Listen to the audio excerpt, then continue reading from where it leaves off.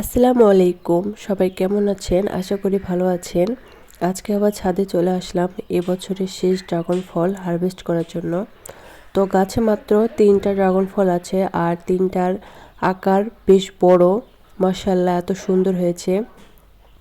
তো আমরা ড্রাগন ফলগুলো হারভেস্ট করে নেব।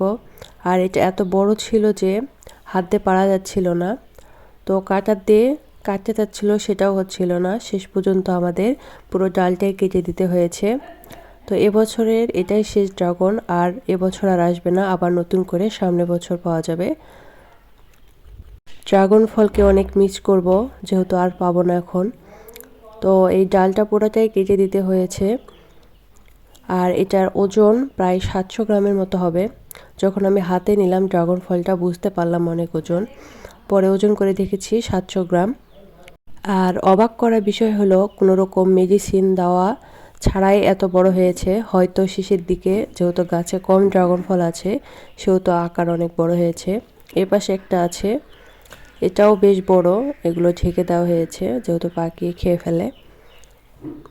এটা লাল একদম, আর আগেরটা ছিল পিঙ্ক ড্রাগন, যেটা ভিতরে সাদা আর বাইরে পিঙ্ক কালার। আর এটা পুরাটাই লাল। এটাও বেশ বড় হয়েছে, তো আমরা এটাও পেরে নেব। এটাও পারা যাচ্ছিল না, শেষ পর্যন্ত ডালই কেটে দিতে হয়েছে। আর নাই, আর মাত্র একটা ড্রাগন ফল আছে। সব কয়টাই আমরা পেরে নেব আজকে। তো আপনাদের ছাদের কি অবস্থা কমেন্টে জানাবেন। আর আপনারা অনেকে আমার ভিডিও লাইক করেন, তার জন্য অনেক অনেক ধন্যবাদ।